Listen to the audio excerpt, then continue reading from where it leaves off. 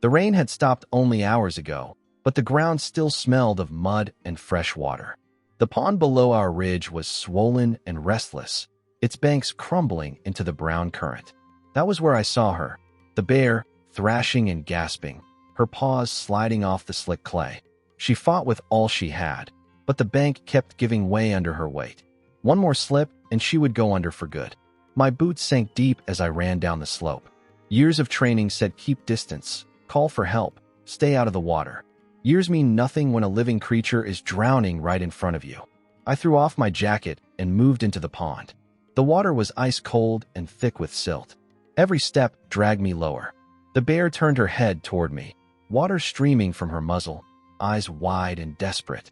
She was not roaring. She was choking. Easy, I said, mostly for myself. The words steadied my hands. I slid one arm under her chest and braced my other hand against her foreleg. Her muscles shuddered under my grip. She pressed down with one paw and slipped again. I dug my heels into the soft bottom, pushed with everything I had, and we surged forward together. The mud gave way. A wave broke over our backs. With one last heave, we crashed onto the bank. I lay there, coughing, water in my nose and eyes. The bear sat only a few feet away under a bent willow, sides heaving, steam rising from her thick coat. She did not run. She looked at me, then turned her head toward the black tangle of a ravine where the willow roots vanished. Back and forth. Me, ravine, me again. She did not growl or charge. She just waited. I stood slowly, palms open. The wind carried our scent away from the trees. In the brush I heard a thin sound, not a cry, more a ragged breath. I followed it to the lip of the ravine and peered down. In the weeds a small black cub lay twisted around a steel cable. The loop had cinched above the wrist. Every kick tightened the wire. I stepped back and called Grace on the radio. I said we have a cub in a snare, need field support, and a kit. While I waited, I whispered a short prayer I had learned from my father, simple and without many words. Not for miracles, for steadiness. The mother watched from the willow as the minutes crawled. She paced once, then stopped and stared toward the ravine. I kept my distance, talking softly so she could track me. When Grace's truck rattled down the fire road, I felt my shoulders loosen. Grace climbed out with the orange case. Grace said, "Tell me you did not go in there alone." I said I did not yet. She squinted at the mother bear. Grace said that girl is giving us a chance, so let us not waste it. We approached from the windward side and slid down the bank until we could see the cub's paw clearly. It was swollen but pink, not gray. Good sign. We worked by steps we both knew. Grace tossed a light towel over the cub's eyes. The breathing eased. I pinned the cable close to the ground with a steel rod. Grace clipped the wire with bolt cutters, 2 short bites instead of one long squeeze to avoid jolting the limb. The loop loosened. The cub pulled free and tucked the paw under its chest. I checked for breaks by feel only. Nothing felt wrong. I dabbed antiseptic with a swab taped to a stick. The cub licked once and groaned. Back at the top, the mother still waited under the willow. She raised her head when she heard the rustle. I backed away first. Grace slid the towel off with a smooth pull and climbed after me. We reached the truck and stood behind the door, not hiding, just letting space open. The cub scrambled up from the ravine, unsteady at first, then faster, and disappeared toward the trees. A moment later, the mother moved after it, not looking at us, not hurrying, just going. The brush closed. The ravine was quiet again. By evening, we were at the station, wet clothes strung over a chair, steam hissing from the heater. I filed the report and flagged what could be called a protocol issue. I had been too close to a large animal without a team in place. The part of me that cares about clean paperwork hated writing it. The part of me that had felt the bear's weight in my arms would not change a thing. The phone rang. Sheriff Collins said, "I am hearing noise from the Dalton place. He says bears hit his yard, and he said equipment to protect it."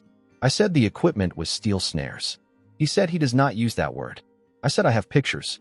He asked me to come by in the morning and keep it calm. Before sleep, I called Mary. She listened more than she spoke. Mary said, "Come home clean tomorrow." I said I would do my best. After I hung up, I sat a while in the quiet. I am not loud about faith, but most nights I thank God for the chance to make something a little better than it was. That night the thanks came easily. Yesterday's storm had jammed every ditch in the county. This morning the sky was clear and the fields steamed. Grace rode with me to the Dalton farm. Rick met us at the gate, jaw set, hands on his hips. Rick said you put animals over my family. I said I put the law over snares, and I put safety over anger. He said you brought that bear right to me. I said the bear has been here longer than both of us. Grace kept her voice level. Grace said we have two options. One, you remove every cable snare on your boundary and let us set up a line of noisemakers and a lockable trash bin, and you apply for the B-yard compensation program. Two, you keep the snares and the fines start today. Sheriff Collins's truck rolled up as she finished. The sheriff leaned on his door and did not say much. He did not need to.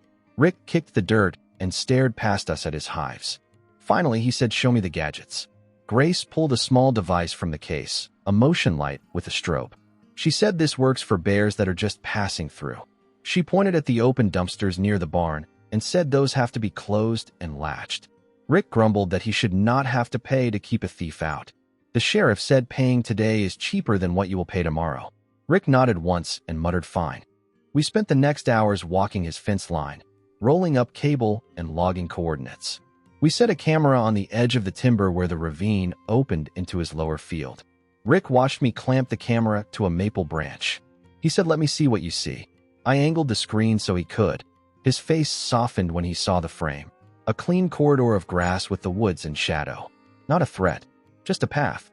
Back at the station, we tagged the snares for evidence and sent the report to the district office. Paperwork is not drama, but it is what turns a bad act into a record and a record into change. Grace said you did good at the pond. I said we did just enough.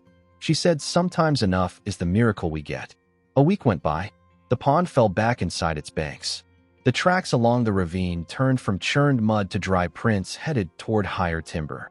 That Sunday morning after church, I stood by the tailgate and scrolled the camera feed on my phone. The choir was still singing inside.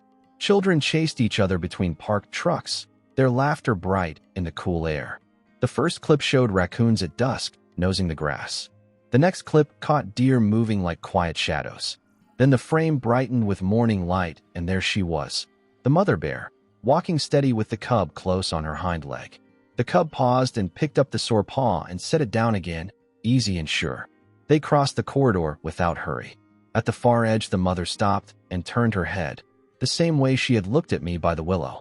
She waited a heartbeat, as if counting the breeze, and moved on into the trees. No drama, just life continuing. I sent the clip to the sheriff and to Grace. After a minute, my phone buzzed again. An unknown number. Rick's voice came through low. Rick said, "That little one moving all right." I said, "Moving fine." He said, "Those lights wake me up." I said, "I can tune the sensors tighter." He was quiet for a second. Then he said, "Leave them. Bees look better this week." That afternoon, we pulled the last cable from the far ditch and dumped it in the evidence bin. Grace locked the lid with a simple click. She said people learn in small circles. One bear, one field, one change at a time. I thought about the weight of the bear in the water, the shock of cold in my lungs, the look in her eyes that was not anger and not thanks. It was focus, the kind a parent gets when there is work to be done. I drove back to the pond at sunset. The willow threw a long shadow over the bank. The water was quiet now, a thin ripple against the mud. I sat for a while and listened to the insects start up and the frogs answer. I did not see the bears again, and that was right. Wild things belong to their own peace. When I finally stood to go, I felt tired in a good way. Not proud, not heroic, just grateful. Grateful that a desperate morning had ended in steady steps, that a law on paper had found room in a stubborn man's day, that a small paw could set down on the ground without pain. I said a few words that only the wind could hear and headed for the truck. The road out runs along the ridge where you can see the whole valley. From up there, the fields look like calm squares and the ponds like coins of dull silver.